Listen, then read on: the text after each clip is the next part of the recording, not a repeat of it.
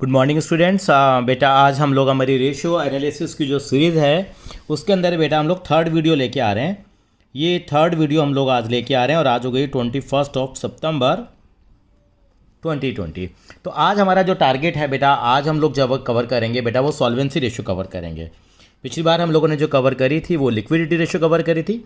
आज हम solvency ratio करेंगे। इसका एक नाम हो रहा है लॉन्ग टर्म सॉल्वेंसी रेशियो, यानी कि किसी भी ऑर्गेनाइजेशन की अगर हमें लॉन्ग टर्म में उसकी अगर सॉल्वेंसी चेक करनी हो, उसकी कैपेसिटी, पेइंग कैपेसिटी चेक करनी हो, तो उसके लिए हम सॉल्वेंसी रेशियो निकालते हैं। यानी solvency of the business means that कि business in a position to meet its long term financial obligation as and when they become due, यानी कि जब भी इनको पेमेंट देना हो तो पे कर सके। Solvency ratio are the ratio which show whether the enterprises will able to meet its long term financial obligation.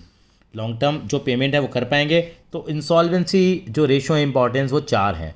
पहली रेशियो है डेट टू इक्विटी रेशियो, और इस कैटेगरी में दूसरी रेशियो का नाम है total asset to debt ratio, तीसरी रेशियो है प्रोप्राइटरी रेशियो, और चौथी रेशियो है बेटा इंटरेस्ट कवरेज रेशियो। तो चार रेशियो यहाँ पे हम लोग डिस्कस करेंगे।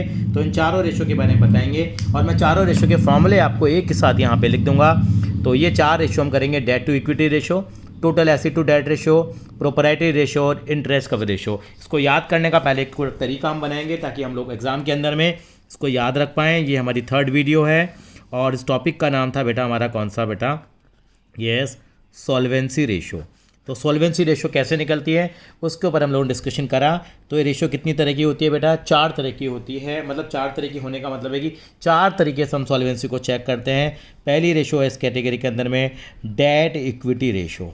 डेट इक्विटी रेशियो जैसा नाम वैसा काम, बिल्कुल आने वाला हूँ। फिर इनके ऊपर डिटेल के अंदर हम धीरे धीरे आएंगे। और उसके बाद जो दूसरा फॉर्मूला आएगा वो हमारे पास होता है total asset to debt ratio. उसका फॉर्मूला है total asset to debt ratio.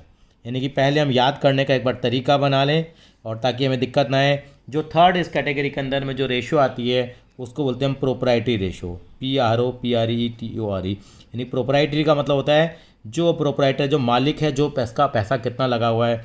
और चौथे नंबर पे जो रेशियो आती है उसका नाम है इंटरेस्ट कवरेज रेशियो। चौथी रेशियो का नाम बताया मैंने आपको, इंटरेस्ट कवर रेशियो। तो चार रेशियो हैं, ये चार फार्मूले हमें याद करनी है सॉल्वेंसी रेशियो, जो कि हमारी वीडियो नंबर 3 है बेटा। तो डेट इक्विटी रेशियो का फॉर्मूला क्या होता है? जैसा नाम वैसा काम, यानी कि डेट अपॉन इक्विटी। इससे आसान कोई तरीका नहीं होगा। जैसा रेशियो है, रेशियो आपको मालूम है, दो रिलेशनशिप होता है दो वेरिएबल्स के बीच में, डेट इक्विटी रेशियो। तो क्या हो जाएगा? तो इसका जो फॉर्मूला मैं लिखता हूँ, मैं हमेशा लिखता हूँ लॉन्ग टर्म डेट। ये बेटा याद रख लीजिए, हमेशा यहाँ पे लॉन्ग टर्म डेट लिखिए, long term debt upon equity. क्या फॉर्मूला है इसका बेटा? Long term debt upon equity हमारे पास यहाँ पे इसका फॉर्मूला आएगा। बिल्कुल, लॉन्ग टर्म डेट का मतलब कौन से डेट है? टोटल हैं, शॉर्ट टर्म है या लॉन्ग टर्म है। तो हमेशा सॉल्वेंसी रेशियो किसको चेक करती है? यस, लॉन्ग टर्म सॉल्वेंसी को। यानी कि लॉन्ग टर्म में जो कंपनी की जो लाइबिलिटीज हैं वो कंपनी पे कर पा रही है, नहीं कर पा रही। अब total asset to debt ratio, नाम से ही पता लग रहा है टोटल एसेट और डेट कौन से होंगे? बिल्कुल लॉन्ग टर्म होंगे। लोग कहते हैं अंडरस्टूड है, लेकिन एक बार CBSE ने मार्क्स काट लिए थे। मैं आपको बता देता हूँ, CBSE ने मार्क्स मांग लिए उस दिन के बाद से, और आज का दिन है, मैं हमेशा लॉन्ग टर्म लिखता हूँ साथ में। तो यानी कि इसका फॉर्मूला क्या हो जाएगा? जैसा नाम, जैसे A to B रेशियो, ऐसे पहले टोटल एसेट है तो क्या आ जाएगा? Total asset upon long term date.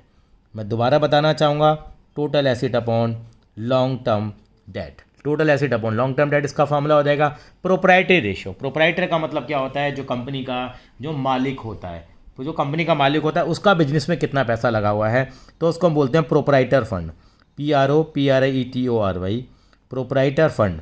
Proprietor fund upon total asset, proprietor fund upon total asset. यानी कि टोटल एसेट में प्रोप्राइटर का कितना पैसा लगा। प्रोप्राइटर फंड का एक नाम और है, मैं आपको भी मालूम है, वो उसको बोलते हैं हम share holder fund. Share holder fund यानी कि क्या रेशियो बनी इसकी? Proprietor fund upon total assets into 100 लगाते भी हैं और नहीं भी लगाते, या नहीं लगाओगे तो भी आंसर सही है, लगाओगे तो भी ठीक है। ये फार्मूला होता है। एक इंटरेस्ट कवर रेशियो, यानी कि इंटरेस्ट को कितना कवर कर सकते हैं हम लोग, यानी कि हमारे प्रॉफिट जो हैं वो इंटरेस्ट को कवर करने के लिए सफिशिएंट हैं या नहीं है। तो इसका फार्मूला लगता है PBIT upon I. PBIT upon I, मैं मजाक में कई बार कहता हूँ PBIT अपॉन आई का मतलब मैं खुद, यानी कि profit before interest and tax. Profit before interest and tax मैं कहता हूँ एक दिन में फॉर्मूला क्यों याद नहीं हो जाएंगे चारों फॉर्मूले। Profit before interest and tax upon interest, यानी कि मेरा जो इंटरेस्ट है और प्रॉफिट है उसके बीच में क्या रिलेशन है। और ये रेशो ये बता देता हूँ, ये रेशो टाइम्स में आती है बेटा, गुना, कितना गुना मेरा इंटरेस्ट है, मेरा प्रॉफिट है इंटरेस्ट के कंपैरिजन में, टाइम्स में आती है रेशो। यानी कि ये आप स्क्रीनशॉट ले लीजिए बेटा इसका, इस रेशो का। चार्ट्स के अंदर में रेशो हमारे पास आई हैं। पहली डेट इक्विटी रेशो है, कौन से डेट हैं, लॉन्ग टर्म। यहाँ भी क्या है, लॉन्ग टर्म की बात ही किसकी हो रही है, लॉन्ग टर्म सॉल्वेंसी की बात हो रही है। और प्रोप्राइटरी रेशो का formula proprietor fund upon total asset into 100 लगाते हैं तो भी ठीक है, नहीं लगाते तो भी ठीक है। हम आगे की चलेंगे। इंटरेस्ट कवर रेशो का फॉर्मूला है profit before interest and tax upon interest आएगा। और इंटरेस्ट भी किस पे आएगा, लिख देते हैं हम लोग, कन्फ्यूजन आ रहा है, interest on long term loan, interest on long term loan, क्योंकि सारी बातें लॉन्ग टर्म के लिए जा रही हैं। अब इन्हीं फॉर्मूलों को हम एक एक करके डिटेल में डिस्कशन करेंगे यहाँ पे कि इन सब का मतलब क्या है। चलिए मतलब क्या है, तो सबसे पहले मैं आपको बताना चाहूँगा मतलब यहाँ पे कौन सी रेशो का। यस, बिल्कुल सही पहचाना आपने। सबसे पहले बात करूँगा यहाँ पे क्या बेटा, मैं यस डेट इक्विटी रेशो की बात करूँगा मैं, कि डेट इक्विटी रेशो है उसको याद करने का फॉर्मूला बताया मैंने भी आपको। कौन से डेट हैं, हमेशा आदत बना लो, क्या लिखेंगे, long term debt upon equity, long term debt upon equity. अब आपके दिमाग में ये सवाल चल रहा होगा कि सर जो लॉन्ग टर्म डेट है और लॉन्ग टर्म डेट है उसके अंदर में क्या क्या चीज़ें मेरी यहाँ पे आएंगी, ये मेरा जानना यहाँ ज़रूरी है। तो मैं आपको बता देता हूँ। इसके लिए आप पुराने दिन अपने याद कीजिए। बैलेंस शीट के अंदर आपको याद होगा हमारे यहाँ लॉन्ग टर्म डेट होते थे, नॉन करंट लायबिलिटी होती थी, वो हमारी लॉन्ग टर्म डेट में आती थी, और इक्विटी में हमारा आता था श्री राम आता था। तो मैं आपको बता देता हूँ वहाँ हम करते थे लड्डू दो ऑरेंज लो। ये मैं आपको डेट की डेफिनेशन बता रहा हूँ। डेट में हमेशा मैं क्या लिखूँगा, लॉन्ग टर्म डेट। तो एल का मतलब क्या होता था, एल का मतलब वहाँ पे होता था लॉन्ग टर्म बोरोविंग। तो लॉन्ग टर्म बोरोविंग जो है वो किसका हिस्सा होंगी, यस लॉन्ग टर्म डेट का हिस्सा होंगी। और एल का मतलब क्या होता था, लॉन्ग टर्म प्रोविज़न। और इसके लिए हमने वर्ड बनाया था लड्डू दो ऑरेंज लो, लड्डू दो ऑरेंज लो। लेकिन एग्जामिनेशन पॉइंट ऑफ व्यू से बता देता हूँ, ये डी जो होता था डेफर्ड टैक्स लाइबिलिटी और other current liability examination point of view से नहीं पूछे जाते, तो एल एल रह गया। अब बात आती है कि सर लॉन्ग टर्म बोरोविंग के अंदर में क्या क्या चीज़ें आएंगी, वो मेरा जानना ज़रूरी है। जब मैं क्वेश्चंस को सॉल्व करूँगा तो मैं आपको बता देता हूँ। वहाँ पे भी हम याद करा करते थे। यहाँ पे क्या आता था हमारे पास, डिबेंचर्स आते थे बेटा, तो एग्जाम में दे सकते हैं। डिबेंचर है, बॉन्ड्स हैं, पब्लिक डिपॉजिट हैं और loan of more than 1 year, loan of the period of more than 1 year, loan of the period of more than 1 year जो है, मोर देन 1 ईयर में ये कैलकुलेट करता हूँ। ये रेशो निकालने का रीज़न है ताकि मुझे पता लग जाए long term debt upon equity. Debt का मतलब कि मेरा बाहर का पैसा कितना लगा, और इक्विटी का मतलब मेरा अपना पैसा कितना लगा हुआ है। और लॉन्ग टर्म प्रोविजन के अंदर आपको याद होगा कि हमारी क्या क्या चीज़ आती थी, मैं बता देता हूँ आपको। तो यहाँ पे आता था प्रोविज़न, लिखा ही आएगा वैसे तो, प्रोविज़न फॉर ग्रेचुटी होता था अगर आपको याद हो तो। प्रोविज़न फॉर अर्न लीव था हमारे पास एक word, provision for earned leave, ठीक है। प्रोविज़न फॉर वारंटी होता था। ये 3 चीज़ें आती थी। देखो आपके दोनों काम हो रहे हैं, प्रोविज़न फॉर वारंटी। अब बात आती है सर आपने फॉर्मूला बता दिया, साथ में क्या यूज़ है मैंने बताया था लॉन्ग टर्म सॉल्वेंसी को चेक करने के लिए कि अपना पैसा कितना है इक्विटी, डेट का मतलब बाहर का पैसा कितना है। तो अब हमारे दिमाग में चल रहा होगा क्या, इसका स्क्रीनशॉट ले लीजिए आप बेटा। अब आएगी आपके पास इक्विटी की बात ही आएगी। इक्विटी के अंदर में क्या आता है, इक्विटी के लिए वर्ड याद रखा हम लोगों ने, श्री राम मंदिर। श्री राम मंदिर आपने याद रखा, यानी कि क्या क्या चीज़ आएंगी यहाँ पे, श्री राम और मंदिर। एस का मतलब यहाँ पे क्या आएगा बेटा, शेयर कैपिटल आएगा। आर का मतलब क्या आएगा, रिजर्व एंड सरप्लस आएगा, रिजर्व एंड सरप्लस। तो आपकी जानकारी के बता दूँ, एम का मतलब होता था money receive against share warrant. लेकिन money receive against share warrant को आपको एग्जामिनेशन में फिर से बता रहा हूँ इवैल्यूएट नहीं किया जाता।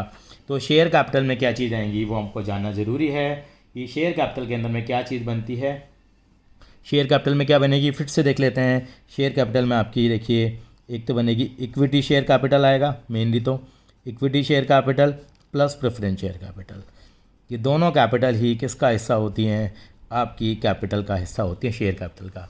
रिजर्व सरप्लस में जिसके पीछे लग जाए रिजर्व, मैंने बताया था आपको, जिसके पीछे लग जाए रिजर्व वही बन जाता है रिजर्व एंड सरप्लस। तो उसमें क्या क्या आएगा आपका, इसके अंदर आता था आपको मालूम हो, यानी कि सिक्योरिटीज़ प्रीमियम रिजर्व आता था, सिक्योरिटी, और आपने पूरी पार्टनरशिप मेरी करी हुई है जिसमें माता रानी की मैं 9 आइटम बोलता था, सिक्योरिटी भी रिज़र्व आ जाएगा यहाँ पे, ठीक है। टैक्स रिज़र्व आ जाएगा यहाँ पे, शॉर्टकट में लिखेंगे डिवेंचर रिडेम्पशन रिज़र्व आ जाएगा, यहाँ CR का मतलब कैपिटल रिज़र्व आ जाएगा, इन्वेस्टमेंट फ्लक्चुएशन रिज़र्व आ जाएगा, यहाँ पे जनरल रिज़र्व आ जाएगा, यानी कि जितने भी रिज़र्व है वो आ जाएंगे, प्लस आ जाएगा यानी कि credit balance, statement of P&L का credit balance, statement of profit and loss credit balance भी यहाँ पे आ जाएगा।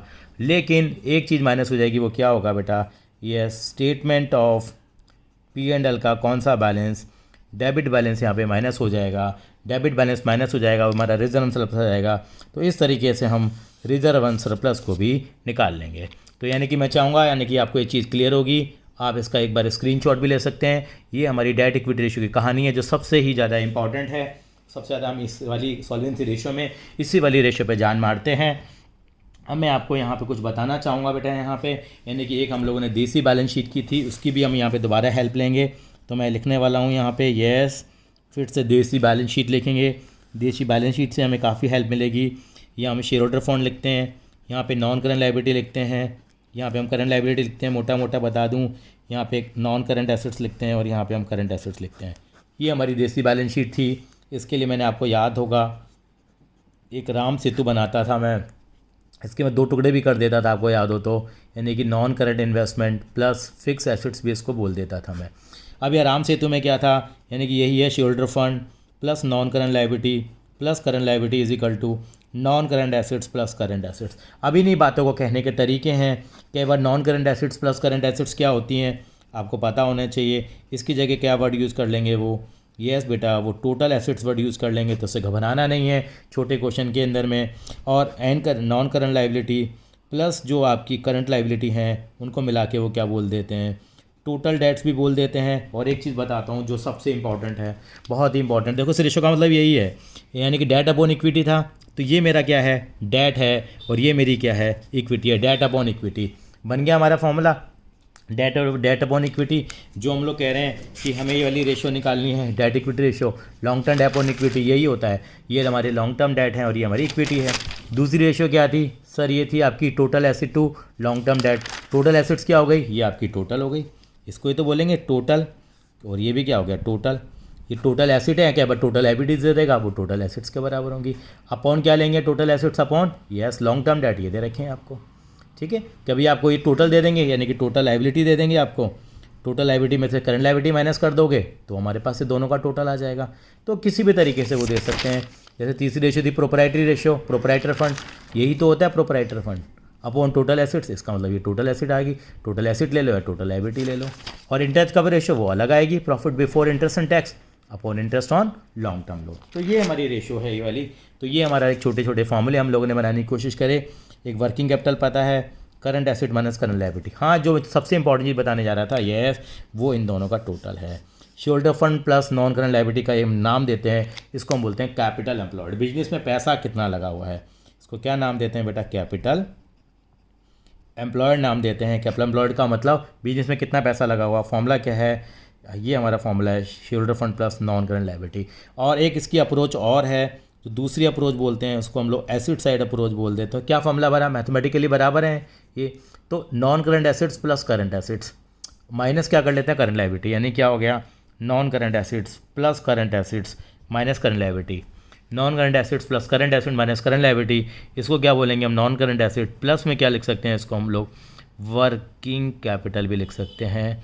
ये किसका फॉर्मूला है आपका, यस बेटा, ये फॉर्मूला है कैपिटल एम्प्लॉयड का ही फॉर्मूला। अलग अलग तरीके से इसको total asset minus current liability दिखा सकते हैं। आप ये नोट कर लीजिए, ये बहुत ही आपके काम में आने वाली चीज़ है। ये आपके टोटल लायबिलिटीज़ हैं, ये आपकी टोटल लायबिलिटी है, ये आपकी टोटल क्या है बेटा, यहाँ पे मैं लिखना चाहूँगा एसेट्स है। ये आप देसी बैलेंस शीट बना लेना, जहाँ भी आप फंस रहे हों तो आपको बहुत ही क्या हो जाएगी, आसानी हो जाएगी। ये हमारा राम सेतु वाले फॉर्मूले से ही बन के आई है।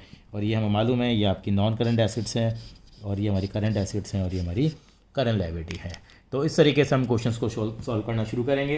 तो इसका इंपॉर्टेंस बता दिया मैंने, और इसको कैसे मैनेज करेंगे वो भी हम आगे के आने वाले सवालों में देखेंगे। तो अब थोड़ा सा हम प्रैक्टिकली थ्योरी लेके चलेंगे। तो what is debt equity ratio, यानी कि debt to equity ratio means the relationship between the long term external equities and internal equities of the enterprise is computed to assess the long term solvency. कई बार इस बात को repeat कर चुके हैं हम लोग कि लॉन्ग टर्म सॉल्वेंसी को चेक करने के लिए हम लोग कर देते हैं। इन्होंने बताया है अदर लॉन्ग टर्म लाइबिलिटी और इनकी ट्रीटमेंट हमारे नहीं है सर्कुलर नंबर 43 के हिसाब से, ये हमें मालूम है इन चीज़ों के बारे में। ठीक है बेटा, अब आगे चलते हैं। ये मैंने जो फॉर्मूले बताए, इन्होंने फॉर्मूले बताए हुए हैं, यही फॉर्मूले इन्होंने लिखे हुए हैं जो मैंने बताए। ये आपकी डेट इक्विटी रेशियो का फॉर्मूला है। डेट का मतलब शेयर होल्डर फंड भी बोलते हैं इसको हम लोग। अब सीधा हम क्वेश्चंस के ऊपर आएंगे। उससे पहले एक छोटी सी लाइन हमें पता होनी चाहिए, आइडियल रेशियो कितनी है, 2:1। इसको भी हम आइडियल मानते हैं, यानी कि मानते हैं डेट हमेशा डबल मानते हैं, अगर इक्विटी से हो तो बेटर है। इन्होंने देखो बताया है लॉन्ग टर्म प्रोविजन के अंदर में क्या क्या चीज़ें आती हैं, ये हम ऑलरेडी अपने उसमें कर चुके हैं। और इसमें बॉन्ड डिबेंचर आएंगे, ये सारी चीज़ें आएंगी, इक्विटी में बताया हुआ है। तो ये देखिए, a high debt equity ratio means the enterprises is depending on more on borrowing or external debt as compared to the shareholder fund. In fact, the lender are at a higher risk and have the lower safety. यानी कि हमारी ratio अगर higher है तो इसका मतलब हम risk पे हैं, हमारे पास बाहर का पैसा ज़्यादा लगा हुआ है। On the other hand, low debt equity ratio means enterprise depending more on the shareholder fund than external equities. In fact lender are had a lower risk and higher safety, यानी कि लो रिस्क कम है लेकिन safety ज़्यादा है। वहाँ पे क्या है, अगर ये रेशियो अगर हमारी हायर है तो हम कहेंगे कि हायर है रिस्क, और लेकिन सेफ्टी हमारी क्या हो जाती है, लोअर हो जाती है। तो इस लाइन को याद रख लीजिए, पूछते हैं एग्जामिनर। ऑब्जेक्टिव क्या है बता रखा है, is measured to proportional external fund and share holder fund in the company to check the long term solvency of the concern. चलिए सीधे क्वेश्चंस पे आएंगे। इलस्ट्रेशन नंबर 39 की तरफ आगे बढ़ते हुए, from the following information calculate the debt to equity ratio. कैसे निकालें, सीधा फॉर्मूला लगाना है, मुझे कुछ नहीं बताना। डेट टू इक्विटी रेशियो है तो लॉन्ग टर्म डेट लेंगे, लॉन्ग टर्म डेट्स के अंदर क्या क्या चीज़ आएंगी ये आपको थोड़ा यहाँ पे एक बार देखना पड़ेगा। तो लॉन्ग टर्म डेट्स के अंदर बेटा हमारे पास क्या चीज़ आ रही है, यहाँ पे देखिए लॉन्ग टर्म डेट में डिबेंचर आ जाएंगे, आपको मालूम है, और लॉन्ग टर्म प्रोविजन आ जाएंगे। तो 75,000 और 25,000 ये 1 लाख रुपये हो जाएगा। और इक्विटी में क्या आ जाएगा, शेयर कैपिटल आ जाएगा, यस, जनरल रिजर्व आ जाएगा, सरप्लस आ जाएगा। ठीक है, आउटस्टैंडिंग एक्सपेंसेस को यहाँ पे हम कंसीडर कहीं पे भी नहीं करेंगे, तो उसको हटा देंगे। और ये मेरे डिबेंचर और लॉन्ग टर्म प्रोविजन 1 लाख के आ गए, और ये तीनों को टोटल 175 आ गया। मेरी रेशियो 1 लाख अपॉन 175 0.57:1 आएगी। तो इस तरीके से मैं इस क्वेश्चन को कर पाऊंगा। लेकिन एक क्वेश्चन है, एक क्वेश्चन जरूर मैं लिख के करता हूँ बेटा, मेरा अपना मानना है एक क्वेश्चन तो होना ही चाहिए। 39 क्वेश्चन है, तो आप कैसे लिखेंगे इस क्वेश्चन को, लिखने का तरीका भी समझ लेते हैं। यानी कि जो रेशियो लिखेंगे पहले उसका नाम लिखेंगे। रेशियो दे रखिए आपको, डेट इक्विटी रेशियो मैंने आपको बताया है। तो हमेशा ऊपर क्या लिखेंगे, आदत बना लीजिए, यस कौन से डेट हैं, लॉन्ग टर्म डेटा के बार एग्जाम में कन्फ्यूज़न ना हो, अपॉन इक्विटी। आधा नंबर मिल गया है, अब लॉन्ग टर्म डेट निकाल लेते हैं। लॉन्ग टर्म डेट के अंदर में 2 चीज़ें थी, डिबेंचर और लॉन्ग टर्म प्रोविजन, दोनों का हमने ऐड किया, हमारे पास 1 लाख रुपए आ गए। उसके बाद हमने ऐड किया इक्विटी को। इक्विटी में 3 चीज़ें आ जाएंगी, देखेंगे आउटस्टैंडिंग एक्सपेंसेस कहीं पर भी आने वाले नहीं है। इक्विटी में 3 चीज़ें आई हमारे पास, तीनों चीज़ों को हम लोगों ने प्लस किया है। यहाँ पे हमारे पास जो टोटल आ गया इनका 1,75,000 आ गया। तो रेशियो है लॉन्ग टर्म अपॉन इक्विटी, यहाँ भी निकाल सकते हैं। लॉन्ग टर्म डेट कितने के हमारे, यस 1 लाख रुपए के, इक्विटी 1,75,000 की आ गई। तो रेशियो 0.757:1 हमारी रेशियो आ गई। तो आधा नंबर इसका मिलता है आपको, आधा नंबर इसका, आधा नंबर इसका, आधा नंबर इसका, आधा नंबर इसका। तो अल्टीमेटली 2 नंबर आपको मिल जाएंगे। कि यहाँ नॉर्मली सर्कल नहीं लगाते हम, सर्कल हमेशा यहाँ पे लगता है जब सबका पार्ट का टोटल आ जाता है। चलिए जी, इलस्ट्रेशन नंबर 40 की तरफ आगे बढ़ते हुए, calculate debt to equity ratio. तो डेट निकालने पड़ेंगे हमें, टोटल डेट दे रखे हैं, और मैंने बताया भी था शॉर्ट टर्म डेट और लॉन्ग टर्म मिलके नहीं हमारे टोटल डेट आएंगे। तो करंट लायबिलिटी दे रखी, टोटल 1 लाख में से 50,000 माइनस किया। देखो उन्होंने पहले तो फॉर्मूला लिख दिया हम लोगों ने ये वाला, फिर टोटल डेट में से करंट लायबिलिटी माइनस की हम लोगों ने, 50,000 आ गई। अब सर इक्विटी कैसे निकालें हम लोग, आपको मालूम है टोटल एसिड्स दे रखें तो वो टोटल लायबिलिटीज़ के बराबर होंगे, हमेशा याद रखेंगे। और टोटल एसिड में से अगर टोटल डेट माइनस कर देंगे हम लोग तो क्या आ जाएगा हमारे पास शेयर होल्डर फंड आ जाएगा 25,000 रुपये के। यानी कि यहाँ पे और देर सी बैलेंस शीट को ही हमने काम लिया, यानी कि टोटल एसिड निकाल दिए, दे रखें तो टोटल डेट दे दिए। इन दोनों को हमें शेयर होल्डर फंड निकालना है, हमें ये दोनों को दे दिए, non current liability current liability. तो इजीली हम क्या निकाल देंगे, शेयर होल्डर फंड हम निकाल लेंगे बेटा। ठीक है, I hope this is clear to you. तो ये इलस्ट्रेशन नंबर 40 हमारा क्लियर हो गया। और रेशियो हमारे पास कितने निकल के आ गई, ये बेटा 2:1 हमारी ये रेशो निकल कर आई है। थर्ड क्वेश्चन की तरफ आगे बढ़ेंगे। Compute the debt equity ratio. ठीक है, डेट इक्विटी रेशो निकालनी है। Equity share capital reserve surplus दे रखे हैं, ये शोल्डर फंड है, ये ठीक है। इन दोनों को ऐड करेंगे तो हमारे पास हमारी इक्विटी आ जाएगी। और करंट लायबिलिटी को यहाँ पे कहीं पे भी कंसिडर करने वाला मैं नहीं हूँ। क्यों नहीं करूँगा? क्योंकि करंट लायबिलिटी मेरी नहीं आती है, तो केवल 3,50,000 लेंगे तो डेट में खाली ये आ जाएगा और इक्विटी में दोनों का टोटल आ जाएगा। तो ये रेशियो 1:1 हो जाएगी। लिस्ट नंबर 42 है। From the following compute the debt to equity ratio निकालनी है यहाँ पे।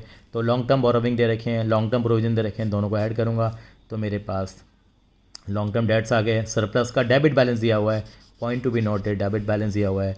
शेयर कैपिटल रिजर्व, इन दोनों को प्लस करूँगा और 1 लाख को क्या करूँगा बेटा मैं माइनस करूँगा, तो 3 लाख आ गया।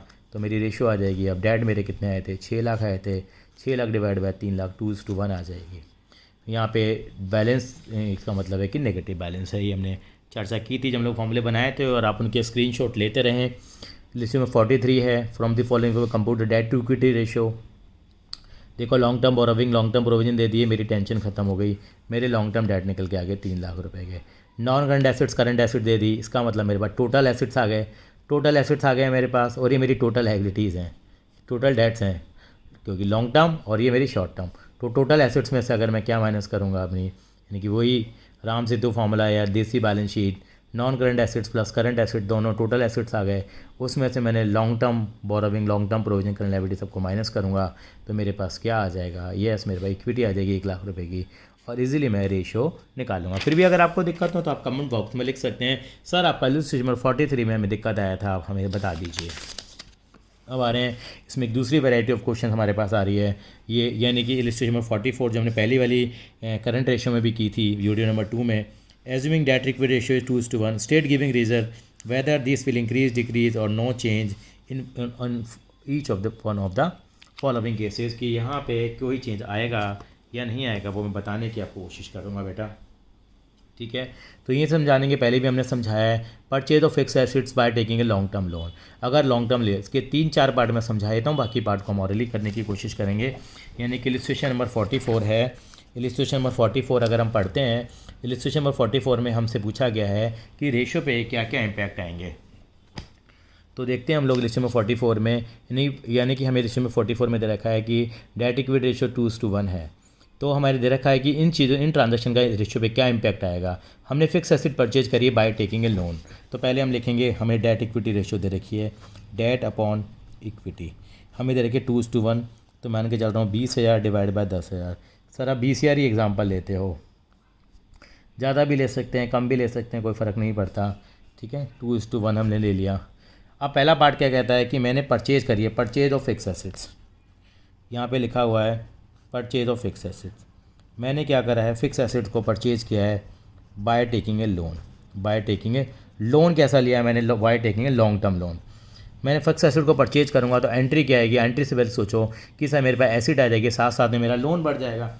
एसेट बढ़ेगी तो न मेरा डेट बढ़ेगा न मेरी इक्विटी बढ़ेगी, लेकिन लोन लूँगा तो मेरी इक्विटी ज़रूर बढ़ेगी। मैंने एग्जांपल लिया कि मैंने गलत बोल दिया, इक्विटी नहीं, अगर मैं लोन लूँगा तो मेरा क्या बढ़ जाएगा? डेट बढ़ जाएगा। मान लीजिए मैंने 5,000 का लोन लिया, 5,000 का ही हम एग्जांपल लेते हैं, 5,000 रुपये का लोन लूँगा तो मेरे जो डेट है 20 की जगह कितने हो जाएंगे सर? 20,000 प्लस में 5,000 बढ़ जाएंगे मेरी इक्विटी 10,000 ही रहेगी सर। तो 25,000 डिवाइड बाय 10,000 हो गया, तो इसका मतलब ये 2.5:1 आ गया। सर बताइए, आप ही बताइए सर, ये ग्रीन है, ग्रीन से कंपेयरिंग कर लेते हैं इसका, यानी कि रेशो मेरी क्या हो जाएगी? आप कहेंगे सर रेशो क्या हो जाएगी? इंक्रीज। तो कभी भी आप कंपेयर करेंगे तो ऐसे ही कंपेयर करेंगे। सेकंड पार्ट दिया हुआ है यहाँ पे। अब मैंने क्या करा है, एक फिक्स एसेट को क्या कर दिया बेटा, यहाँ पे सेल कर दिया। सेल ऑफ फिक्स एसेट्स है बेटा, सेल ऑफ फिक्स एसेट है, क्वेश्चन में लिखा हुआ है। अब आगे समय वाला पार्ट नहीं लिखेंगे। अगर हमने सेल करी है फिक्स एसेट जिसकी बुक वैल्यू 40,000 रुपये है और हमने इसको बेच दिया है एट ए लॉस ऑफ 5,000 के लॉस से बेच दिया। आप कहेंगे सर इसका मतलब, यानी कि बुक वैल्यू 40,000 की थी, 5,000 के लॉस से बेच दिया, मतलब मैंने 35,000 का बेच दिया। पहली बात तो बेचा तो पैसा आया होगा, एसिड गई होगी, मेरा कोई लेना देना नहीं है। मुझे तो केवल यहाँ पे किससे मतलब है? लॉस से मतलब है, क्योंकि लॉस होने से क्या हुआ, यानी कि मैंने 5,000 के उसको लॉस से बेचा है तो मेरा प्रॉफिट कम हुआ होगा। मेरा प्रॉफिट कम हुआ मतलब मेरा लॉस हुआ है तो मेरी इक्विटी कम हुई होगी। तो ये मेरा डेट 20,000 ही रहेगा और मेरी इक्विटी कितनी रह जाएगी बेटा, ये 5,000 हो जाएगी। 5,000 क्या हो जाएगी सर, 10,000 थी, अब लॉस हो गया 5,000 रुपये का, तो हमने मालूम किया था लॉस होगा तो माइनस करेंगे, प्रॉफिट होगा तो प्लस करेंगे। तो रेशो कितनी आ गई मेरी, अब 4:1 आ गई। तो मेरी रेशो यहाँ पे भी क्या हो जाएगी सर, इंक्रीज़ हो जाएगी। तो इस तरीके से मुझे यहाँ पे करना है। अगली पार्ट में मैंने क्या करा है, अपने फिक्स एसेट को मैंने 40,000 की थी, इसको 50,000 का बेच दिया, तो मेरा 10,000 का प्रॉफिट हो गया। 10,000 का प्रॉफिट हो गया। पहले रेशो मेरी 2:1 है। अब मेरा 10,000 का प्रॉफिट हो गया। मेरी रेशो 20,000 थी ना, 20,000 डिवाइड बाय 10,000 थी। अब मेरा 10,000 का प्रॉफिट हो गया, तो 10,000 प्लस करूँगा, ये 20,000 डिवाइड बाय 20,000। अब मेरी रेशो 1:1 आ गई, तो इसका मतलब मेरी रेशो क्या हो गई बेटा, यहाँ पे डिक्रीज़ हो गई। ये मेरी रेशो डिक्रीज़ हो गई। फोर्थ पार्ट है, इंपॉर्टेंट है, थोड़ा नया है। हम लोगों ने क्या इशू करें, इशू ऑफ बोनस शेयर, नहीं sorry, issue of new share. New share issue करेंगे तो क्या होगा, अभी रेशो मेरी 2:1 है, इसका मतलब 20,000 डिवाइडेड बाय 10,000 है, 2:1 है। मैंने नए शेयर इशू कर दिए 5,000 रुपये के, तो मेरे डेट जो हैं वो तो 20,000 ही रहेंगे, ये डेट अपॉन इक्विटी है। लेकिन मेरे इक्विटी शेयर 15,000 के हो जाएंगे, क्योंकि 5,000 से मेरे बढ़ गए हैं। तो ये रेशो कितनी हो जाएगी, 1.33:1 हो जाएगी। रेशो मेरी क्या हो जाएगी बेटा, यस, डिक्रीज़ हो जाएगी। पांचवा पार्ट किया मैंने। अब मैंने क्या करा, इशू ऑफ बोनस शेयर। तो आपको बताया तो बहुत इंपॉर्टेंट लाइन है। अगर हम बोनस शेयर इशू करते हैं तो बोनस शेयर इशू करने में क्या होता है, वो प्रॉफिट से इशू होते हैं। किससे इशू होते हैं, प्रॉफिट से। आज मेरा रेशो है 20,000 डिवाइड बाय 10,000 है, 2:1 है। अगर बोनस शेयर होंगे तो नो चेंज आएगा रेशो में।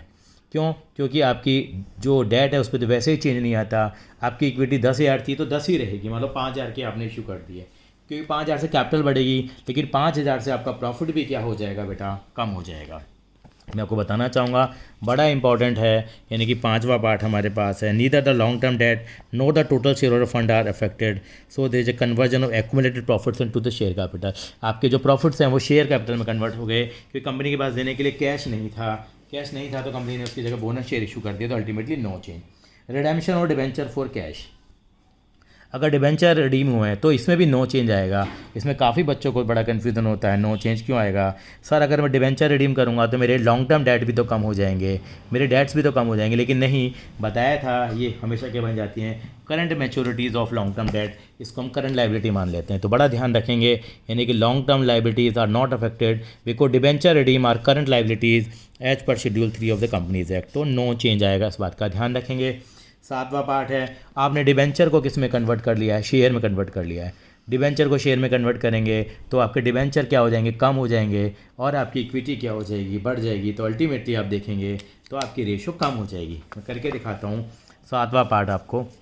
यानी कि मेरे पास रेशो आज कितनी है, 20,000 है, और डिवाइड बाय 10,000, 2:1 है, डेट अपॉन इक्विटी। अब मेरे डिबेंचर किस में कन्वर्ट हो गए, इक्विटी में। यानी कि डिबेंचर कन्वर्ट हो गए, कन्वर्ट इनटू इक्विटी। 5,000 वाले 5,000 ही हम एग्जांपल में लेके चलते हैं। यानी कि मेरे जब डिबेंचर हैं 20,000 के हैं, वो इक्विटी में कन्वर्ट हो गए, ये मेरे 15,000 हो जाएंगे, और ये भी मेरे 15,000 हो गए। क्यों, ये कम हुए, ये बढ़ गए, जितने से कम हुए इतने से बढ़ गए। रेशो 1:1 आ गई। तो यानी कि रेशो मेरी क्या हो जाएगी बेटा, डिक्रीज़ हो जाएगी। क्या हो जाएगी बेटा, डिक्रीज़ हो जाएगी। लास्ट पार्ट है declaration of final dividend. Final dividend declare करेंगे तो हमारा क्या हो जाएगा बेटा, अभी हमने डिक्लेयर किया है, डिक्लेयर करने से क्या होगा, हमारी जो इक्विटी है वो कम हो जाएगी, और इक्विटी कम होती है ना बेटा, तो आपकी रेशो क्या हो जाएगी, बढ़ जाएगी, क्योंकि डेट में कोई भी चेंज नहीं आया। तो जो आठवां पार्ट आएगा उसके अंदर में क्या हो जाएगा, इक्विटी आपकी रिड्यूस हो जाती है, तो रेशो आपकी क्या हो जाएगी बेटा, इंक्रीज हो जाएगी। तो इस तरीके से हम लोगों ने इस एग्जाम्पल को भी कवर कर लिया है। आगे की तरफ बढ़ेंगे बेटा, इलिस्ट्रेशन नंबर 45 में बढ़ेंगे, और यहाँ पे calculate the debt to equity ratio from the following information.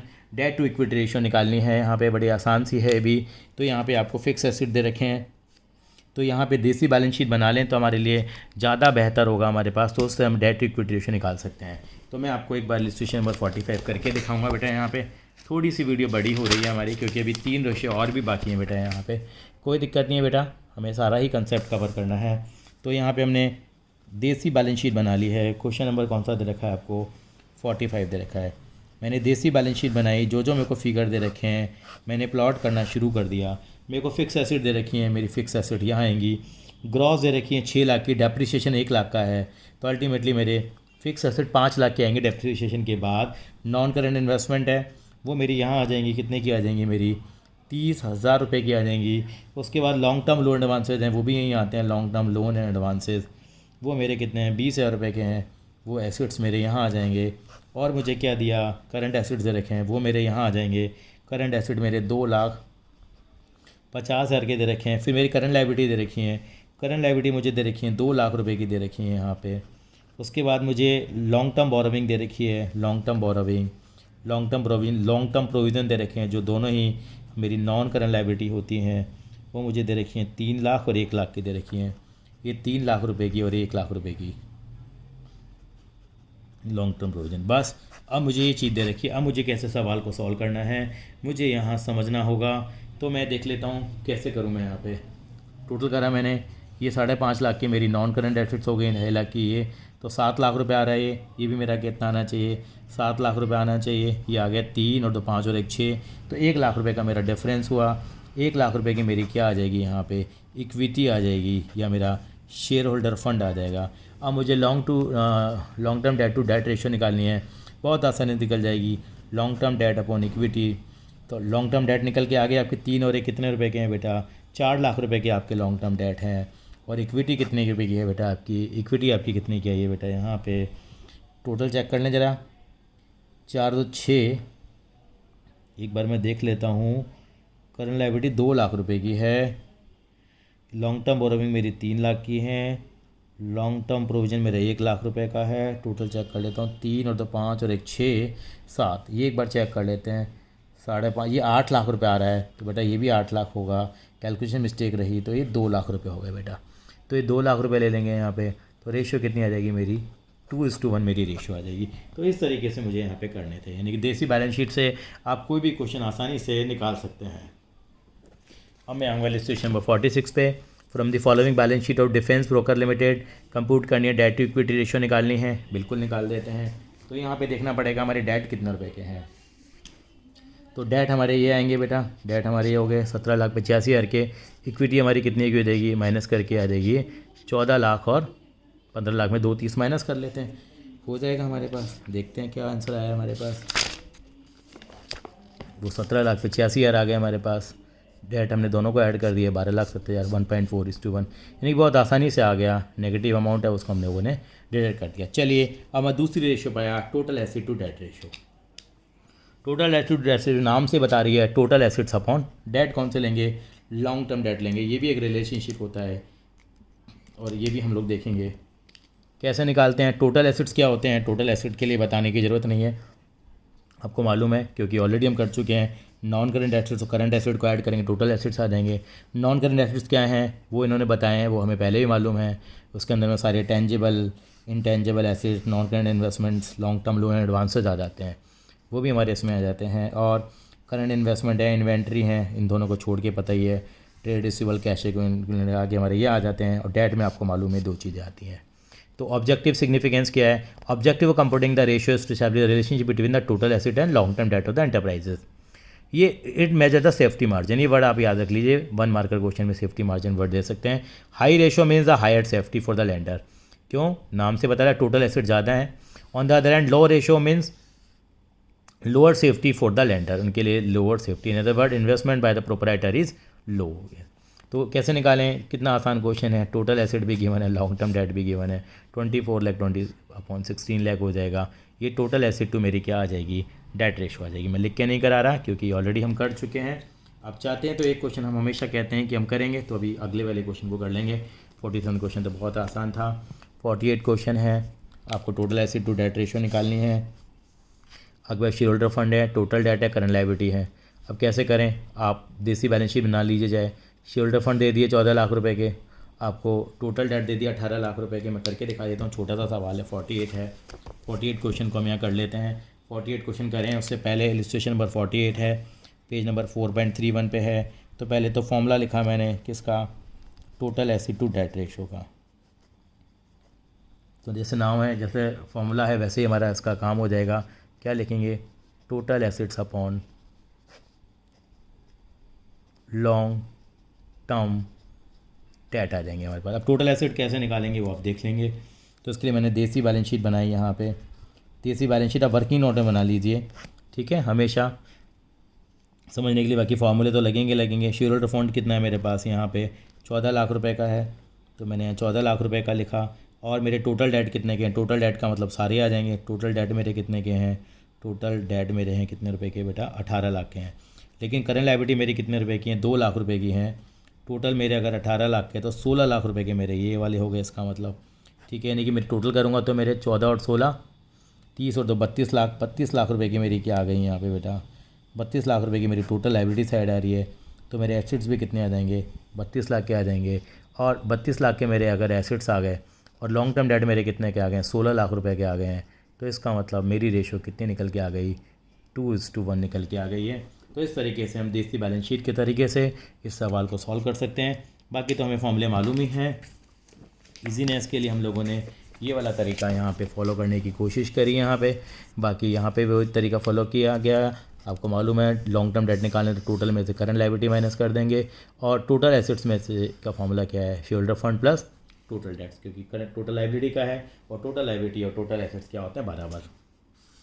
ये दूसरी रेशो थी calculate the total asset to debt ratio. वो कैसे निकालेंगे, देखिए सिंपल है, total asset to debt ratio, total asset ढूंढने पड़ेंगे। तो देखो उन्होंने इस ऐसे वर्किंग नोट निकाल के बताया है यहाँ पे। कोई बात नहीं, हम अपने देसी बैलेंस शीट के तरीके से भी कर सकते हैं, फॉर्मूले लगा के कर सकते हैं। देखिए यहाँ पे इन्होंने निकाला, पहले लिखा टोटल एसेट डेट का फॉर्मूला निकाला। टोटल एसेट क्या होते हैं, non current assets plus current assets. अब देखिए यहाँ पे हम देख लेते हैं कि ये निकालने जाएंगे तो नॉन करेंट एसेट्स चाहिए। नॉन करेंट एसेट्स कितने हैं हमारे पास, तो पहले नॉन करेंट एसेट्स निकाले हैं। वो फिक्स एसेट्स डेप्रिसिएशन माइनस करेंगे प्लस नॉन करेंट इन्वेस्टमेंट। तो देखिए फिक्स एसेट दे रखे हैं हमें 15 लाख रुपए के और एक्यूमुलेटेड डेप्शन कितना है 2 लाख का, माइनस करके 13 लाख आ गया। 13 लाख में नॉन करंट इन्वेस्टमेंट करी तो 20 लाख रुपए की पहले ये निकाली। करंट एसेट्स में क्या क्या चीज़ आती है आपको मालूम है, ट्रेड रिसीवेबल भी आता है इसके अंदर में, और cash and cash equivalent. Commissioner income tax CS के ऑफिस में बैठता है। तो ये हमारी 14 लाख रुपये आ गए थे, ये 20 लाख रुपये आ गए थे, तो 24 लाख आ गए। अब बात आती है निकालने की, हमारे पास हमें निकालने हैं लॉन्ग टर्म डेट निकालने हैं। तो उसके लिए फॉर्मूला दिया हमें कैपिटल एम्प्लॉयड का। कैपिटल एम्प्लॉयड मालूम है share holder fund long term equity होता है। इन्होंने कैपिटल एम्प्लॉयड दे रखा था हमें 22,20,000 रुपये दे रखे हैं और शेयर होल्डर फंड हमें दे रखे हैं 22,60,000। वो कैसे निकाले हम लोगों ने देख लेते हैं, क्योंकि हमें लॉन्ग टर्म डेट निकालने थे यहाँ पे। तो पहले हमें शेयर होल्डर फंड पता होना चाहिए। शेयर होल्डर फंड कैसे निकाले वो देख लीजिए। मालूम है आपको equity share capital plus capital reserve plus profit जो भी है।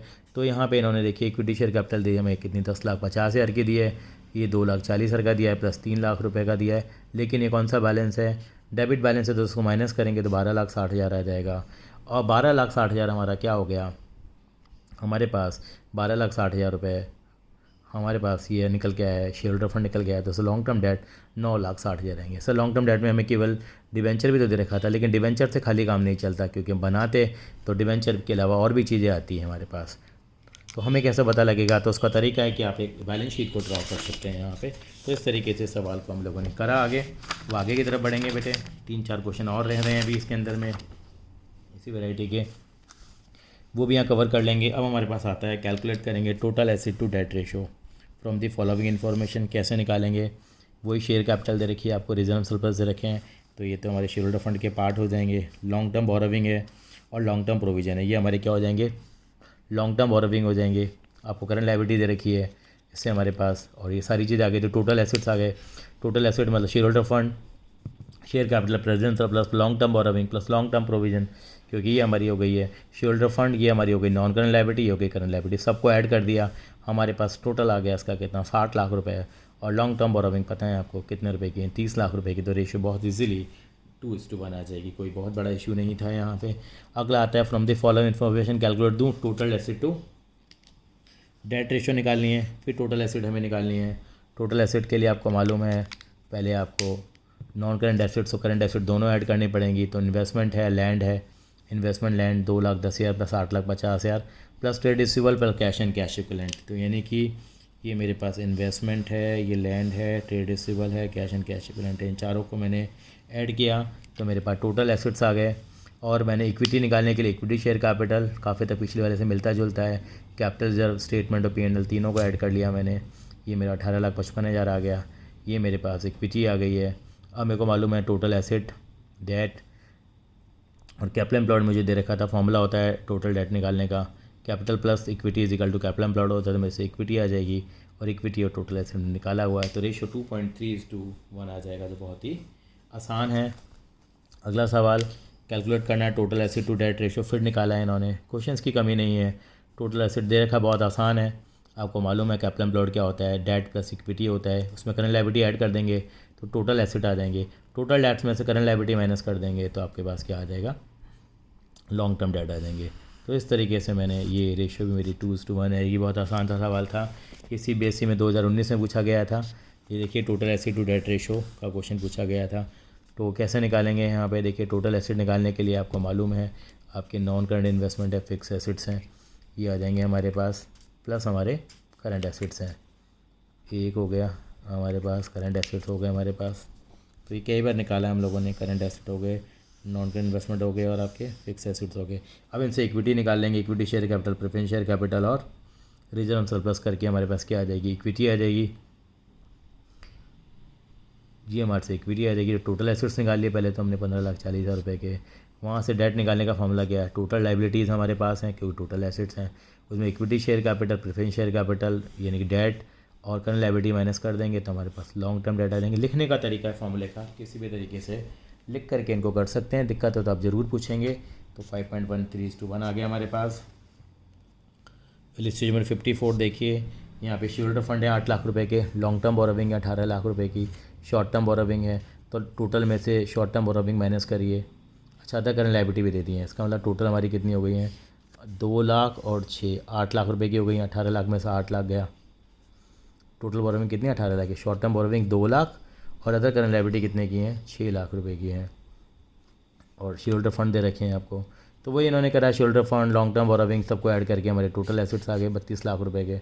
और हमारे पास शॉर्ट टर्म बोरोविंग 2 लाख रुपए की, थोड़ा बहुत ध्यान रखना चाहिए, शॉर्ट टर्म बोरोविंग है और अदर करंट लायबिलिटीज़ है हमारे पास 6 लाख रुपए की। तो लॉन्ग टर्म निकालने के लिए क्या करते हैं, टोटल बोरोविंग में तो शॉर्ट टर्म बोरोविंग माइनस करते हैं। शॉर्ट टर्म बोरोविंग कितनी है हमारी, 2 लाख रुपए की है हमारे पास, और ये अदर करंट लायबिलिटी है हमारे पास। ये क्या दिए हैं बेटा हमारे को, अदर करंट लायबिलिटी दे रखे हैं और हमारे पास शेयर फंड दे रखे हैं।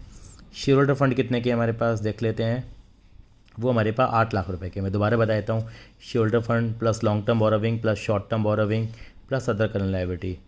तो यहाँ मुझे थोड़ा सा, यहाँ पे ज़रा सा मुझे गड़बड़ लगा बेटा, यहाँ पे आप भी शायद मेरी बात समझ रहे होंगे।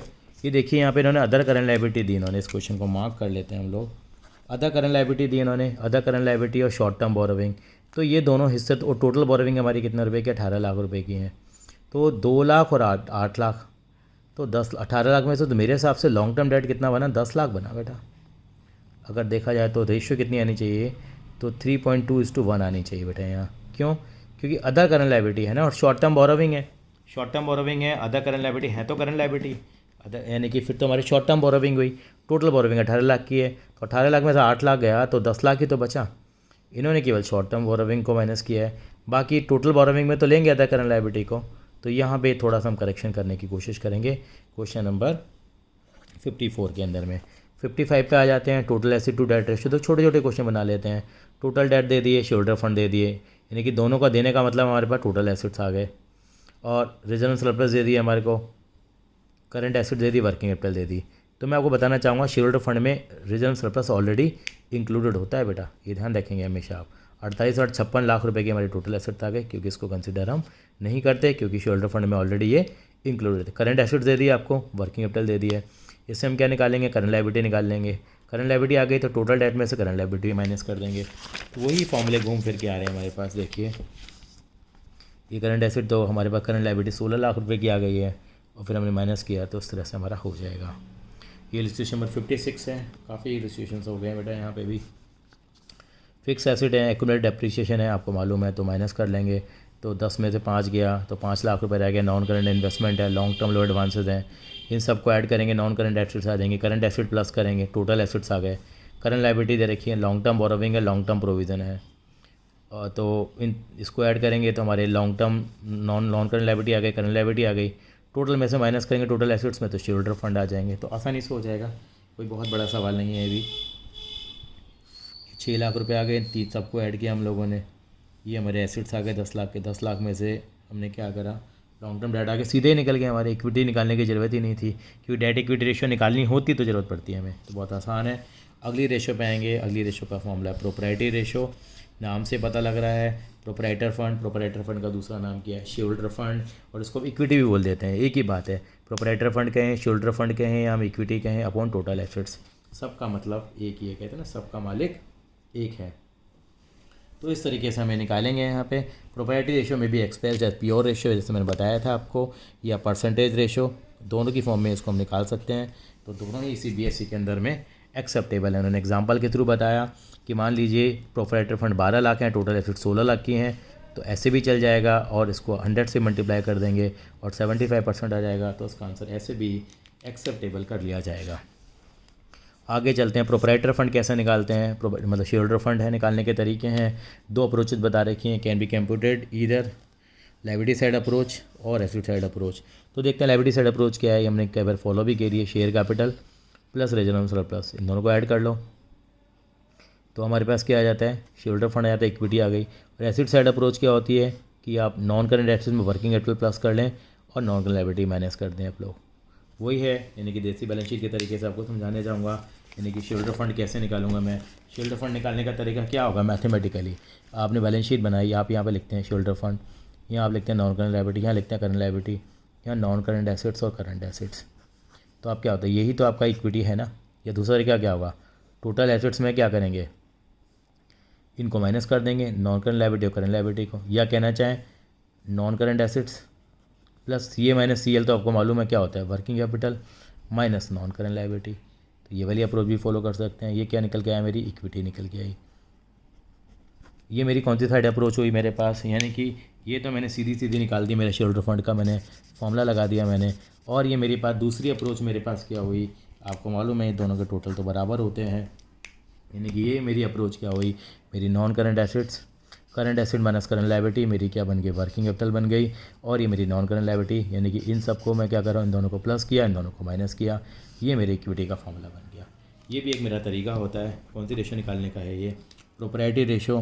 तो क्या फॉर्मूला लिखा हमने, थर्ड रेशो है प्रोप्राइटरी रेशो। प्रोप्राइटरी रेशो का फॉर्मूला हम लोगों ने क्या लिखा है यहाँ पे, वो हम लोगों ने कहा proprietor fund upon total assets into 100। Total assets में कितने हमारे पास प्रोप्राइटर के फंड्स हमारे पास अवेलेबल हैं। कहते हैं जितनी हायर रेशियो होगी उतना बेटर है, उतनी सेफ्टी है। इसका मतलब अपना पैसा ऑर्गेनाइजेशन का ज़्यादा लगा हुआ है। तो हम लोग देख लेते हैं क्या इसके अंदर में हमारा इसका फॉर्मूला बनेगा, वो जानना बहुत ज़रूरी है।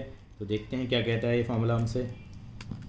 यानी कि हमारे पास क्या हुआ, यानी कि टोटल एसेट निकाली इन्होंने, तो नॉन करंट एसेट्स निकालने का it should be kept in the mind, result under the both the approaches will be the same. बताया नॉन करंट एसेट्स क्या क्या चीज़ होती हैं, ये हमें मालूम ही है। और करंट एसेट्स में भी करंट इन्वेंट्री सारी चीज़ें उन्होंने ऐड करके दिखा दी हैं। करंट लायबिलिटी में भी सब चीज़ें ऐड कर दी हैं। ये देखिए other current liability short term borrowing के साथ ऐड करें तो गलत था। ये long term borrowing, long term provision आ गया हमारे पास।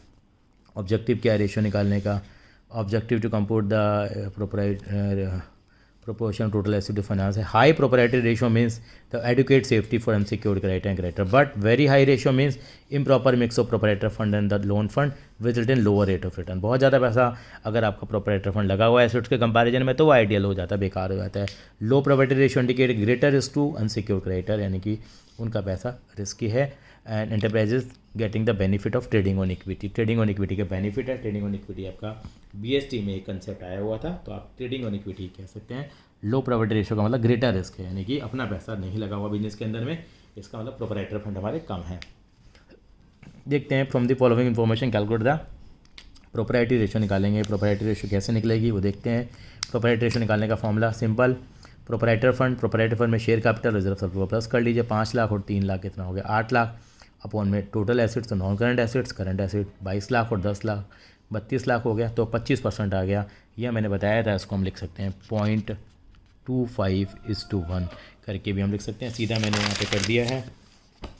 अगला देखिए इसे में 58 देखिए, from the following information calculate the proprietary ratio.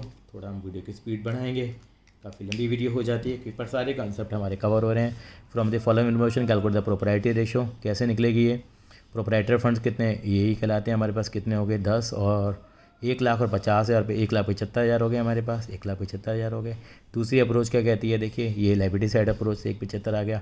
Acid side approach fix acid plus working capital क्या हो गया, इन तीनों का टोटल माइनस में करंट लायबिलिटी कर दी इन्होंने, कितने की 15,000 की, 75 और 115, 7 और 4 एक 25, और मैं इससे 15 गया, 1 10 आ गया, माइनस लॉन्ग टर्म बोरोविंग कर दी, बात वही है। तो इस तरीके से हमने निकाला 0.7:1 आ गया। इस स्टेज में 59 में हमसे कह रहे हैं कि आप क्या निकालिए, यहाँ फिर से total asset to debt ratio निकालिए, टोटल एसिड निकालेंगे। टोटल एसिड निकालने का फॉर्मूला हम लोगों ने किया, ठीक है, इन्होंने बताया है। 2 अप्रोचेस फॉलो करिए, एसिड साइड और लायबिलिटी साइड अप्रोच। दोनों से आंसर क्या आना चाहिए, हमारा सेम आना चाहिए। देखें, equity share capital, preference share capital और रीजनल सरप्लस को ऐड किया हम लोगों ने, कितना आ गया हमारे पास, ये आ गया 2 लाख। और प्रेफरेंस शेयर कैपिटल कितनी है हमारे पास बेटा, 3 लाख रुपए। पहले इक्विटी निकाली, प्रेफरेंस निकाली, तो टोटल हमारे शेयर होल्डर फंड आ जाएगा। तो 2 और 3 5 लाख हो गया। आगे पीछे ऐड कर सकते हैं, 5 और 2.5 8.5 और 8.5 और ट्रेड हमारे पास ये हुआ 10। लेकिन यहाँ पे एक बात देखनी पड़ेगी हमें, 2.5 लाख और 1.5 लाख, 4 लाख। 2 और 3 5 और 2.5 7.5 और 1.5 9 लाख रुपए आ रहा है। इधर वाली अप्रोच फॉलो कर लेते हैं हम लोग। ये हम लोगों ने इक्विटी साइड वाली अप्रोच फॉलो करी, रीजनल सरप्लस में दोनों को ऐड ले लिया हम लोगों ने। और वहाँ पे क्या करेंगे, फिक्स एसेट कितने के हैं, 21 लाख रुपए के लेंगे हम लोग। इन्वेस्टमेंट ले लिया हम लोगों ने 2 लाख रुपए की। वर्किंग कैपिटल निकाली, current asset minus current liability 880 में तो 680 के, तो 2 लाख रह गए। और माइनस करेंगे नॉन करंट लायबिलिटी 16 लाख रुपए की। दोनों अप्रोच आप सोल्यूशन में देखेंगे तो सेम आ रही हैं। तो हमारे पास दोनों ही अप्रोच के अंदर क्या आ रहा है, हमने लायबिलिटी साइड और एसेट साइड अप्रोच करी, जो फॉर्मूला लगा के वो सेम आ रहा है। और फाइनली हमारा आंसर इस तरह से आ जाएगा। और हमारे 16 लाख रुपए के हमारे लॉन्ग टर्म डेट हैं। और ये इन्होंने डेट इक्विटी रेशियो भी इस क्वेश्चन में पूछ ली थी। प्रोप्राइटरी रेशियो पूछे, टोटल एसेट रेशियो पूछी। इसमें से प्रोप्राइटरी रेशियो की बात कर रहे थे, शेयर होल्डर फंड 9 लाख के हैं, टोटल एसेट 31,80,000 रुपये के हैं। सर ये टोटल एसेट्स कैसे निकाले आपने, टोटल एसेट निकालने के लिए मैंने वो सिंपल फॉर्मूला लगा दिया, फिक्स एसेट्स है, लॉन्ग टर्म इन्वेस्टमेंट है और करंट एसेट्स हैं, यानी कि नॉन करंट एसेट और करंट एसेट सबको प्लस कर लिया। डिबेंचर मेरे डेट दे रखे थे मुझे, वो मेरे डिबेंचर्स की कैटेगरी में आ गया। तो तीनों रेशियो मैंने यहाँ पे निकाल ली है। कंबाइंड क्वेश्चन मैंने करने की कोशिश करी है यहाँ पे, ठीक है। अगले क्वेश्चन पे आते हैं। From the following information calculate the proprietary ratio, date equity ratio and total asset ratio. तीनों रेशियो पूछ ली हैं। छोटा सा सवाल है, नॉन करंट एसेट है, करंट एसेट है, टोटल एसेट्स आ गए। Long term borrowing, long term provision है, सर मेरे पास टोटल लायबिलिटी आ गई, सॉरी नॉन करंट लायबिलिटी आ गई, ये मेरी करंट लायबिलिटी आ गई है। तो कोई भी चीज़ मैं आसानी से निकाल सकता हूँ। Proprietor fund upon total assets, proprietor fund कैसे निकलेंगे, टोटल एसेट बताएंगे 40 लाख और चलिए 80 लाख। 80 लाख में से इनको माइनस कर लीजिए, कितना 60 लाख रुपए को, तो 20 लाख आ गया मेरे पास। एक बार दोबारा देख लूँ, 40 और 40 80 लाख रुपए के टोटल एसेट हो गए। लॉन्ग टर्म में 25 लाख और 15 लाख 40 लाख, 40 लाख और ये करंट लायबिलिटी कितनी है 60 लाख। तो प्रोप्राइटर फंड मेरे कितने बने, एक बार देखो कैलकुलेशन में कहाँ गड़बड़ हो रही है। प्रोप्राइटर फंड 20 लाख के आए इन्होंने, प्रोप्राइटर फंड 8 लाख के क्यों लिखे हुए हैं। अपॉन टोटल एसेट्स कितने के मेरे 32 लाख रुपए के। ये क्वेश्चन में देखते हैं क्या गड़बड़ी हो रही है। टोटल एसेट्स मेरे कितने के आ रहे हैं, ठीक है 40 लाख और 40 लाख 80 लाख के आ रहे हैं। डेट मेरे कितने हो गए, ये 40 लाख रुपए के हो गए मेरे। करंट लायबिलिटी कितने की है मेरी 20 लाख रुपए की है, ये भी ठीक है मेरी।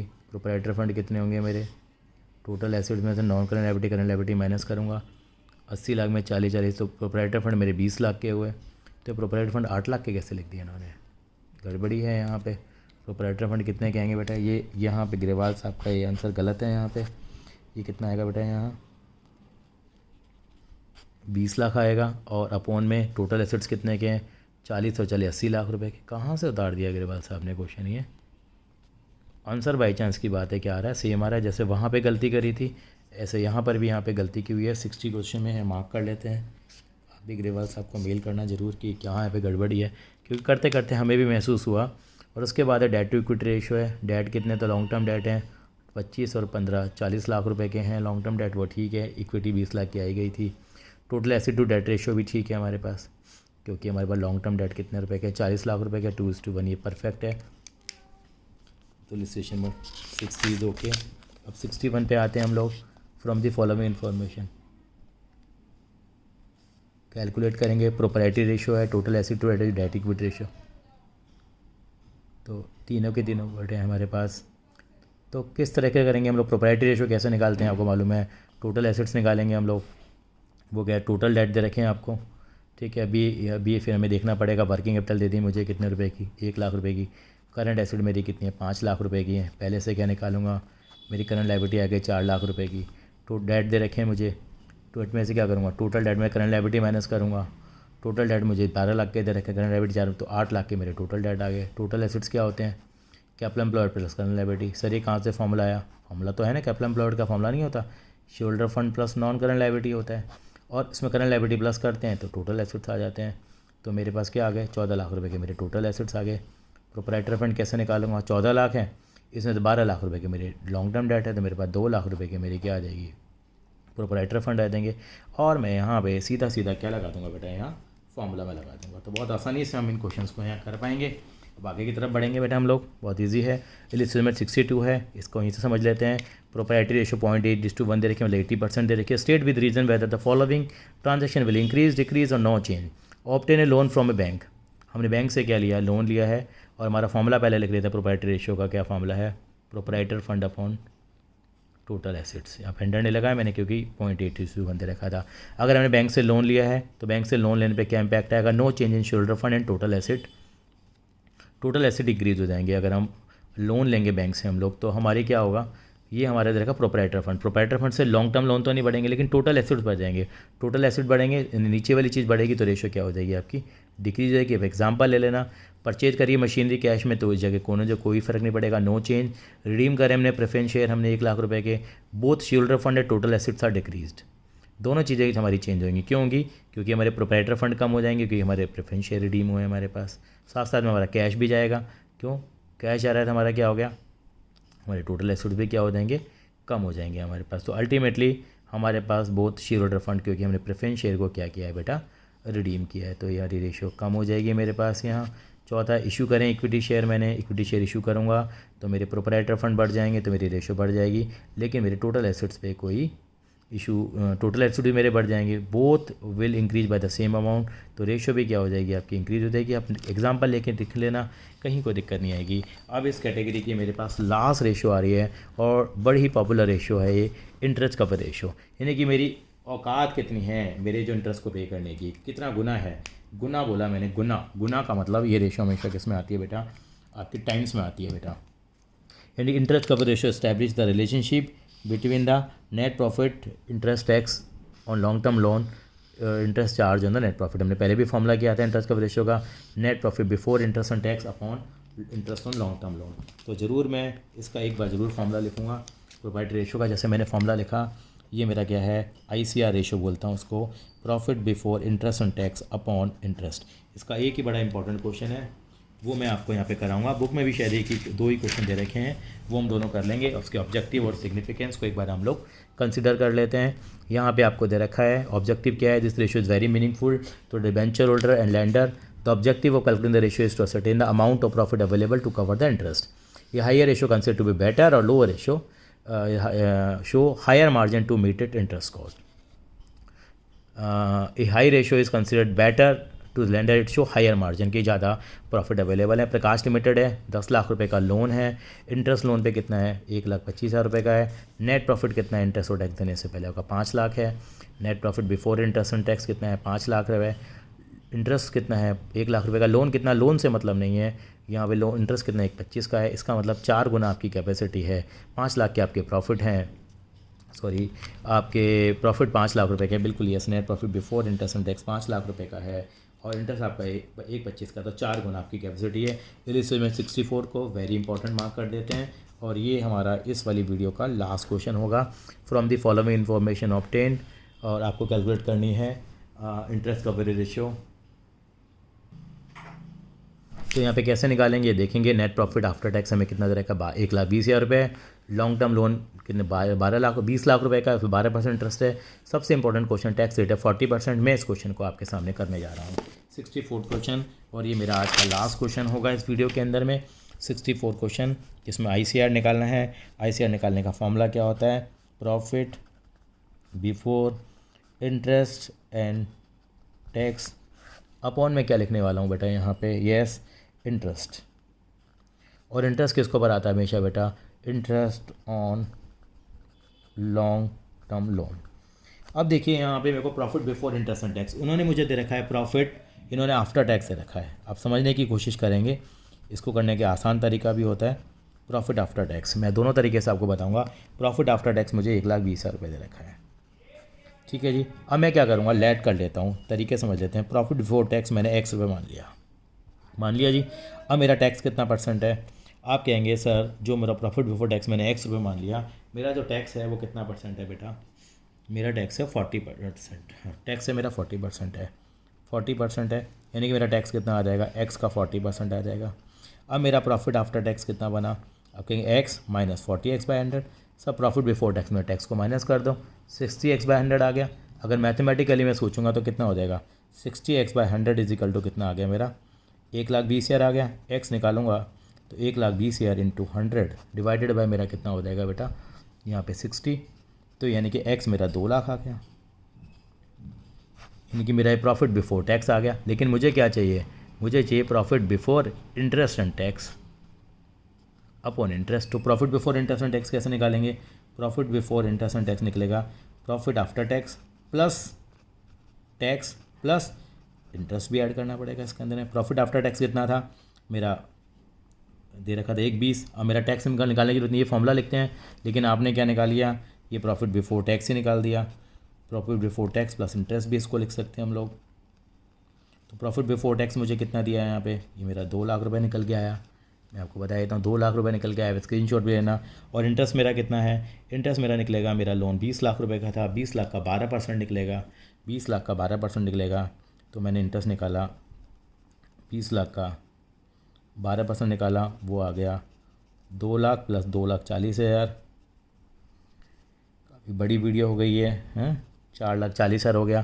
तो कैसे निकलेगी, profit before interest and tax मेरा कितना आ गया यहाँ पे 4,40,000 आ गया, और इंटरेस्ट मेरा कितना आया 2,40,000 का इंटरेस्ट था। तो रेशो मेरी निकल के आ गई कितनी बेटा, 1.83 टाइम्स आ गई। तो एक तरीका है, इसको करने का एक शॉर्टकट तरीका भी आप देखेंगे। यानी शॉर्टकट तरीका क्या है मेरा, ICR निकालने का फॉर्मूला क्या है, PBIT अपॉन I। बिल्कुल सिंपल तरीका, PBIT से हमें PBIT कैसे निकलेगा, उसके लिए आपको निकाल profit before tax plus interest.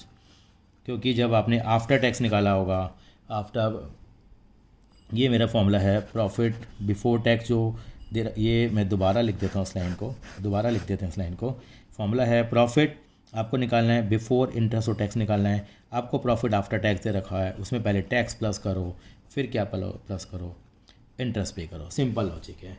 अब आपको नॉर्मली प्रॉफिट आफ्टर टैक्स दे रखा होता है, टैक्स नहीं दे रखा होता। टैक्स निकालने के क्या करते हैं, प्रॉफिट आफ्टर टैक्स इनटू सीधा सा फॉर्मूला बताएंगे T/100 माइनस T कर दीजिए। T का मतलब क्या है यहाँ पे, टैक्स रेट, और ये टैक्स रेट।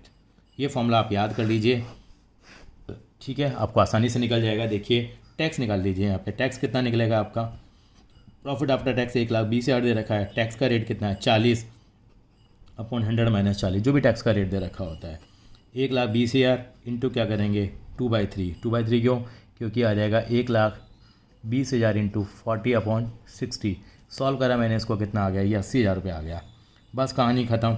अब देखिए, अब मेरे को निकालना था PBIT निकालना था। मेरा क्या आ गया बेटा, मेरा प्रॉफिट आफ्टर टैक्स कितना आया था निकल के, नहीं मेरा प्रॉफिट आफ्टर टैक्स निकल के आया, दे रखा था मुझे कितना 1,20,000 दे रखा था। टैक्स मेरा कितना निकल के आ गया 80,000 आ गया। और वैसे निकालोगे ना टोटल कितना आ रहा है, देखो 2 लाख आ रहा है, इन दोनों को टोटल करते हैं। 2 लाख का 40% निकालोगे तो 80,000 ही आएगा।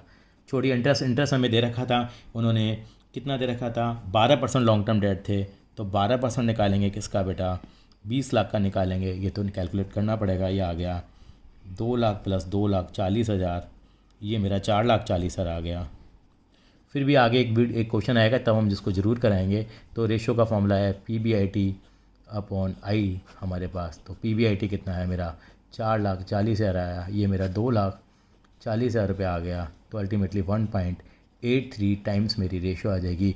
ये भी एक करने का तरीका है, बड़ा इंपॉर्टेंट क्वेश्चन है। 64 को वेरी वेरी इंपॉर्टेंट कर लीजिए, बोर्ड में भी पहले 2016 के अंदर ही आया हुआ है।